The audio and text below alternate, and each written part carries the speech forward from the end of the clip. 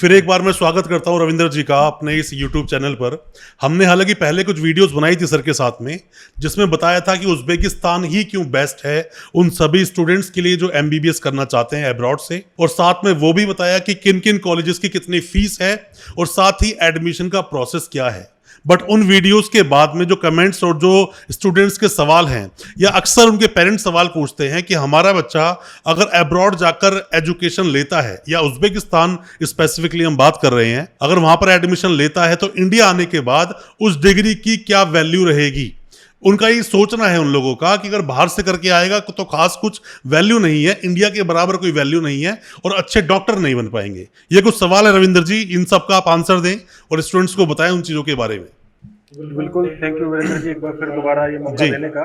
जी तो सर। ये बहुत इंपॉर्टेंट सवाल है जो एडमिशन लेने से पहले बच्चों को अच्छे से थॉरोली वेरीफाई कर लेना चाहिए कि जहाँ पे भी वो पढ़ने जा रहा है जी उस डिग्री की इंडिया में क्या वैलिडिटी है, क्योंकि वापस आके उसको इंडिया में ही प्रैक्टिस करनी है, अपनी आगे की जो भी करियर है उसको इंडिया में परस्यू करना है। जी अब सबसे इम्पोर्टेंट चीज हमारे यहाँ पर ये आती है कि एक टाइम था जब MCI थी, मेडिकल काउंसिल ऑफ इंडिया। जी उस टाइम पर एक लिस्ट हुआ करती थी, उस लिस्ट में कॉलेजेस मेंशन होते थे, बिल्कुल। तो हमारे को कोई ज्यादा टेंशन नहीं थी, कोई ज्यादा सोचना नहीं था। आप MCA की वेबसाइट पे उस जाएं, पर चेक कर लो। उस लिस्ट में जो कॉलेज मेंशन है आप उस कॉलेज में अपना एडमिशन ले लीजिए, वहां से वापस आइए और यहाँ पे FMG का एग्जाम दीजिए, आप क्लियर हो जाए। जी लेकिन अब नेशनल मेडिकल कमीशन ने आने के बाद में काफी सारे रूल्स को चेंज किया है, जी काफी लॉज को चेंज किया है, काफी सिस्टम को चेंज कर दिया है। सबसे पहले तो एक बेसिक रिक्वायरमेंट क्या है कि जो भी बच्चा बाहर पढ़ने जाता है, जिसको इंडिया में आकर के प्रैक्टिस करनी है, जी उसको नीट क्वालिफाई करके जाना है। सबसे बिल्कुल पहले तो ये ध्यान रखना है। बिल्कुल।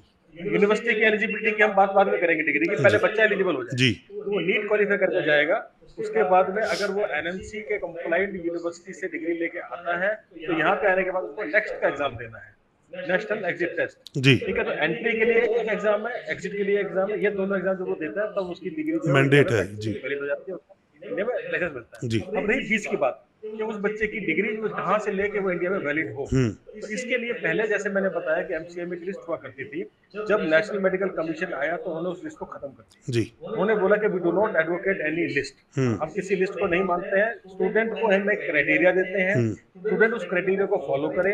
अगर वो क्राइटेरिया वो यूनिवर्सिटी फुलफिल करती है तो बच्चा इंडिया में आकर के एलिजिबल है। जी अपना जो FMG का एग्जाम, जिसको हम नेक्स्ट एग्जाम बोलेंगे, अभी FMG चल रहा है, उसको तो अपीयर होने के और बाद में इंडिया में लाइसेंस के लिए अप्लाई करने की। जी उसमें उन्होंने यही बताया कि वो डिग्री जो है उस कंट्री में प्रैक्टिस के लिए वैलिड होनी चाहिए। लेकिन जब उसके ऊपर बहुत सारे सवाल जवाब हुए तो 18 नवंबर 2021 को बहुत ही रिवोल्यूशनरी गाइडलाइंस इन्होंने इशू करी, जिसमें उन्होंने 4-5 पैरामीटर दिए कि अगर उस यूनिवर्सिटी में जहाँ बाहर पढ़ने जा रहे हो इंडिया से, वो ये 4-5 पैरामीटर फुलफिल होते हैं तो उसको एक्सेप्ट कर लेंगे। जी सबसे पहले 100% इंग्लिश मीडियम एजुकेशन होनी चाहिए। जी दूसरा पैरामीटर था उसकी जो एजुकेशन है वो 54 मंथ की एजुकेशन होनी चाहिए, प्लस 12 महीने की वहाँ इंटर्नशिप होनी चाहिए। जी वो इंटर्नशिप उसी यूनिवर्सिटी से, उसी इंस्टीट्यूट से होनी चाहिए जहाँ से उसने पढ़ाई करी। जी इसके बाद नेक्स्ट इंपॉर्टेंट चीज थी कि जहाँ जहाँ पे बच्चा अपनी पढ़ाई कर रहा है, वो जिस कॉलेज में उसने एडमिशन लिया है उसी कॉलेज से वो डिग्री अपनी कंप्लीट करेगा और इंटर्नशिप अपनी कंप्लीट करेगा। इसका मतलब ये है कि बच्चा वहां से ट्रांसफर भी नहीं ले सकता है। ओके। ये भी एक बहुत इंपॉर्टेंट पर ट्रांसफर के तो बहुत सारे स्टूडेंट्स आते हैं दूसरी कंट्रीज से, कोई इशू क्रिएट हो ट्रांसफर देना पड़ता है उनको।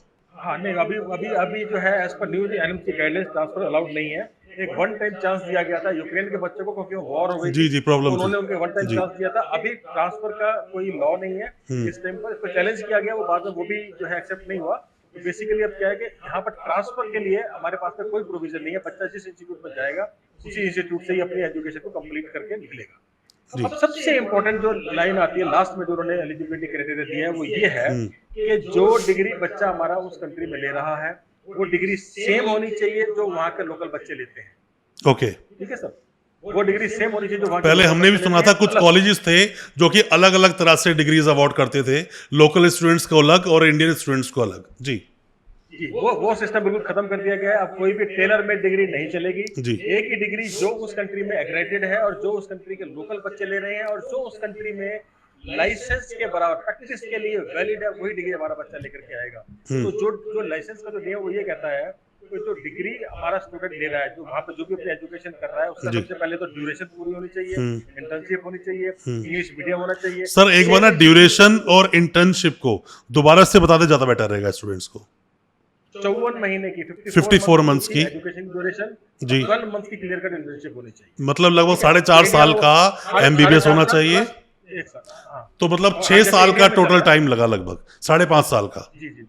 हाँ, अब लेकिन 5.5 साल की एजुकेशन जो सीएस कंट्रीज में नहीं है, वहाँ 6 साल की है, तो वो इसमें कवर हो जाता है वो पीरियड, उसमें कोई प्रॉब्लम नहीं आती। जी ठीक है, अब आते हैं हम फाइनल उसके ऊपर कि उस बच्चे को फाइनली वो एजुकेशन लेनी है, वो डिग्री लेनी है जो उस कंट्री में प्रैक्टिस के लिए उसको एलिजिबल बनाए, जी और वही डिग्री होनी चाहिए जब हमारे लोकल बच्चे को मिलती है। उस डिग्री बिल्कुल का ठीक है नाम, उस डिग्री का फॉर्म, उस डिग्री की जो एक्रेडिटेशन है वो सेम होनी चाहिए। जी ठीक है सर। तो अब ये हम कंपेयर करते हैं उज़्बेकिस्तान से। हम्म अब उज़्बेकिस्तान में जैसे मैंने आपको बताया कि यहाँ पर 6 साल की एजुकेशन है, हम्म उसमें 12 महीने की इंटर्नशिप इंक्लूड है। अभी मैं आपके साथ शेयर करूंगा कि अभी जो बच्चे यहाँ पे ग्रेजुएट होना शुरू हुए हैं उनको 12 मंथ की इंटर्नशिप का अलग से सर्टिफिकेट मिलता है, जी और हमने उसके सब्जेक्ट भी चेक किए क्योंकि जो हमारी एनएमसी की गाइडलाइंस है उन्होंने सब्जेक्ट मेंशन किया है कि ये सब्जेक्ट में ही उसकी इंटर्नशिप होनी चाहिए, जी मतलब ये सब्जेक्ट उसकी इंटर्नशिप में इंक्लूड होने चाहिए, वो भी उस सब्जेक्ट को कवर करके उसकी इंटर्नशिप करा रहे हैं। तो हमारी ड्यूरेशन और प्रैक्टिस के हिसाब से ये वैलिड है। ठीक है 100% इंग्लिश मीडियम है, कहीं पर भी दूसरी लैंग्वेज में ना कोई एग्जाम है ना कोई पढ़ाई है, हम्म सिर्फ लोकल लैंग्वेज बच्चों को सिखाई जाती है ताकि हमारे मरीजों से वो बात कर सके। ठीक है इसके बाद फाइनली जब बच्चा डिग्री लेता है तो यहाँ की डिग्री है, आप ध्यान से सुनिएगा, वो डिग्री है bachelors as general practitioner speciality in general medicine. Okay मतलब बच्चा बैचलर ऑफ जनरल मेडिसिन होता है और उसका डेजिग्नेशन होता है जनरल प्रैक्टिशनर। यही डिग्री लोकल बच्चों को मिलती है विदाउट एनी चेंज, और यही डिग्री हमारे हमारे स्टूडेंट्स को मिलती है। ठीक है अब मेन आता है कि इस डिग्री के साथ जो हमारी एनएमसी कहती है कि बच्चे को प्रैक्टिस के लिए एलिजिबल होना है। जी प्रैक्टिस के लिए एलिजिबल होने के लिए अलग अलग कंट्री में अलग अलग लॉज हैं। हम्म जैसे आप रशिया चले जाते हैं तो रशिया में अगर आप 6 साल की डिग्री अपनी कंप्लीट कर लेते हैं तो उसके बाद में आपको लाइसेंसिंग के लिए एग्जाम देना, जी आप उस एग्जाम को देंगे, उस एग्जाम को देने के बाद आपको वो जब वो एग्जाम पास कर लेंगे तो आपको लाइसेंस के लिए एलिजिबल हो जाते हैं जी वहां पर। लेकिन उज़्बेकिस्तान में 6 साल की डिग्री लेने के बाद अभी तक कोई एग्जाम नहीं है, आप सीधा ये डिग्री लेने के बाद अपनी जॉब, अपनी एम्प्लॉयमेंट, अपनी प्रैक्टिस के लिए अप्लाई कर सकते हैं। तो एक बड़ी एडवांटेज मैं बता रहा था बच्चों को ये है कि 6 साल की डिग्री कंप्लीट होते ही they are directly eligible for higher education जी और they are directly eligible for practice. Okay तो ये अगर हम इस सब चीजों को देखें तो एक बच्चा जो है हमारा उज़्बेकिस्तान में जो डिग्री ले रहा है वो एनएमसी के सारे रूल्स एंड रेगुलेशंस को फुलफिल करता है। जी तो जो डिग्री है वो इंडिया में वैलिड है, एनएमसी उसको एक्सेप्ट करेगी और बच्चे जो है वहाँ पे अपना एफएमजी का या नेक्स्ट का जो एग्जाम है उसको वो अपीयर। अच्छा एकदम से जो पिछले कुछ सालों में उज़्बेकिस्तान बहुत फेमस हुआ स्टूडेंट्स के बीच में, अगर हम देखें तो उनकी चॉइस में उज़्बेकिस्तान का नाम पहले आता है। उज़्बेकिस्तान दूसरी कंट्री से अपने आप को इतना अलग कैसे कर पा रहा है कि स्टूडेंट्स के बीच में फेमस भी हो रहा है, फीस भी 30 लाख के आसपास टोटल ओवरऑल लग रही है, तो ऐसा कुछ स्पेसिफिक कोई रीजन इसका उज़्बेकिस्तान का? स्पेसिफिक रीजन सर यही है, देखिए बहुत सारे बच्चों, बहुत सारी जगह पर जो है ना अभी तक इस चीज की क्लैरिटी नहीं आई है कि हमारी जो एनएमसी के जो लॉज हैं वो कंफर्म कर रहे हैं नहीं कर रहे, वो कॉलेज या वो country। जी बहुत सारे कंट्रीज हैं, देखो मैं नाम नहीं लूंगा ना क्योंकि मैं कभी किसी के लिए नेगेटिव जी मार्केटिंग जी पॉइंट जी में नहीं जाता हूँ। हम्म बहुत सारे कंट्रीज चल रहे थे जो एक टेलर मेड, एक कस्टमाइज डिग्री दिया करते थे कि पाकिस्तान का तो उसको इतने साल की डिग्री मिलेगी, इंडियन का बच्चा है तो इतने की मिलेगी। अभी भी वही चल रहा है। अभी भी कुछ इंस्टीट्यूट्स ऐसे हैं जो 3 डिग्री दे रहे हैं, 6 साल की डिग्री लोकल बच्चे को, 5.5 साल की डिग्री इंडियन बच्चे को क्योंकि 54 मंथ्स प्लस 12 मंथ हो जाते हैं, और 5 साल की डिग्री पाकिस्तान को क्योंकि वहां वैलिड है। एक ही इंस्टीट्यूट एक ही तरीके से पढ़ाते हुए 3 डिग्रियां दे रहा है, तो ये चीज एनएमसी ने बिल्कुल मना कर दिया। अब धीरे धीरे जो बच्चे हैं उस चीज को लेकर अवेयर होते चले जा रहे हैं। ठीक है सर, अवेयर होते चले जा रहे हैं। एक तो वो हुआ कि एनएमसी के नॉर्म्स, उसके बाद बच्चा सीधा डिग्री लेने के बाद प्रैक्टिस के लिए एलिजिबल है। जी उसके पास उसके हाथ में डिग्री है, मैं आपको बताना चाहूंगा डिग्री के साथ एक सप्लीमेंट है। वो सप्लीमेंट में क्लॉज 5.2 क्लियर कहती है कि with this degree you can practice general medicine in the country. Okay मतलब उसके हाथ में एक तरीके से एक लीगली ऑथराइज्ड डॉक्यूमेंट है जो उसको ये एलिजिबिलिटी दे रहा है उस कंट्री में प्रैक्टिस करने की। जी एक तो हमारे पास ये पॉइंट हो गया। तो धीरे धीरे जब शुरू में 2019 में हमने शुरू किया, बच्चों में ये बात चलती चली गई। पहले तो मार्केटिंग करनी पड़ती है, समझाना पड़ता है, लेकिन बिल्कुल बच्चे करना जो है पड़ता वो रेफरेंस से वो मार्केटिंग चली जाती है कि ये हमने यहाँ पे आके देखा। तो सबसे इंपॉर्टेंट चीज एनएमसी के नॉर्म्स फुलफिल हुए। दूसरी इंपॉर्टेंट चीज जो यहाँ की प्रैक्टिकल जो एक्सपोजर है बच्चों को वो मिलना शुरू हुआ। तीसरा, इंडिया से नजदीक है, आना जाना बड़ा आसान है, पेरेंट्स भी आगे बड़े आराम से जा सकते हैं, वीजा भी बड़ा आसान है। और बहुत सारे कंट्री ऐसे जहाँ पे पेरेंट्स, जहाँ पे वीजा के बड़े इश्यूज हैं। अब आप अपने आप समझिए कि जैसे पपेरेंट्स को बच्चे से मिल के आना, कोई इमरजेंसी हो, कुछ कंट्री ऐसे जहाँ इंडिया की एम्बेसी भी नहीं है। तो अब धीरे धीरे बच्चों में जब बच्चे हमारे अवेयर होते चले गए तो इसकी पॉपुलैरिटी बढ़ती चली गई। अब और दूसरी जो आपका जो सवाल है उसका जवाब मैं बताता हूँ कि बहुत सारे केसेस में हमारे ऑप्शंस भी कम हो गए। जब ये ड्यूरेशंस की बात आई तो फिलीपीन जो है वो क्योंकि 4 ईयर एजुकेशन थी, जी जी तो जी। फिलीपीन में प्रॉब्लम हो गई, तो बच्चे वहां जाने कम हो गए। हम्म, कोविड के बाद से चाइना की पॉपुलैरिटी बिल्कुल जो है बिल्कुल कम डाउन हो हो गई। गई, तो बच्चे वहां जाने उधर कम हो गए। यूक्रेन कट गया पूरा। वो हाँ, वॉर के बाद में यूक्रेन की पॉपुलैरिटी बहुत कम हो गई, हम्म, तो ऑप्शंस ही बड़े लिमिट हो गए। अब जी। उस लिमिटेड ऑप्शंस में बच्चा जब जा रहा है, तो उसको अपनी कॉस्ट, अपनी ड्यूरेशन, अपनी कन्फर्मिटी जब दिख रही है, तो हम्म, उसको लग रहा है कि सबसे अच्छा ऑप्शन नहीं है। तो एकदम से जब 1-2 साल से अब उज्बेकिस्तान की पॉपुलैरिटी बढ़ी और हम्म, बच्चों ने जब यहाँ के देखा कि जो हम सुन रहे थे वो एक्चुअली यहाँ पर है, हम्म, तो सब कुछ ठीक हुआ। तो अभी इस टाइम उज्बेकिस्तान आपके सामने है कि काफी जी पॉपुलर जी जी। ये अभी बच्चे यहाँ पर आ इनिशियली 2018 के बाद जब आपने शुरू किया उज़्बेकिस्तान को, काफ़ी साल आपको भी हो गए हैं इस कंसल्टेंसी में एमबीबीएस के लिए स्टूडेंट्स को लाते हुए, तो शुरू में कुछ ऐसी प्रॉब्लम्स जो कि आपने फेस की हो, जो उज़्बेकिस्तान के लिए प्रॉब्लम फेस हो रही थी? जी जी जी, मैं इस बारे में जरूर बताना चाहूंगा। जब हमने स्टार्ट किया था उस टाइम पर 2019 का हमारा पहला सेशन था, जी जी जी। और उस टाइम पे हम लोग जो है बहुत ज्यादा हमको एक एक स्ट्रगल करनी पड़ती थी, क्योंकि इसके नाम के बाद एक वर्ड आता है तान। जी। तो लोग ये बोलते थे कि सर जो है ना, हमको नहीं जानना, वो अफगानिस्तान और उज्बेकिस्तान बिल्कुल को सेम बिल्कुल समझते बिल्कुल। हैं, एक रिलीजन से इसको इसको जो है वो जोड़ देते हैं। तो हमारे सबसे पहले ये चैलेंज था कि हमारा पहला बैच यहाँ पर पहुंचे, वो हम्म, बच्चे यहाँ पर अपना एक्सपीरियंस करें, इस एक्सपीरियंस को दूसरों से शेयर करें, क्योंकि हम क्योंकि यहाँ रह चुके थे, हम यहाँ पे जानते हैं, हमें पता है कि ये कंट्री सेकुलर है। यहाँ पे बिल्कुल भी जो रिलीजियस ऑर्थोडॉक्सिज्म नहीं है, जिसको हम अपना जो धार्मिक रूढ़िवाद बोलते हैं, वो बिल्कुल जी। भी यहाँ पर नहीं है। और बिल्कुल मॉडर्न स्टाइल में लोग रहते हैं, और अपना धर्म, अपने अपने धर्म को फॉलो करते हैं, किसी को अपना धर्म इम्पोज नहीं करते हैं। यहाँ पे हमने बुर्का नहीं देखा, यहाँ पे हमने जो है नकाब नहीं देखा।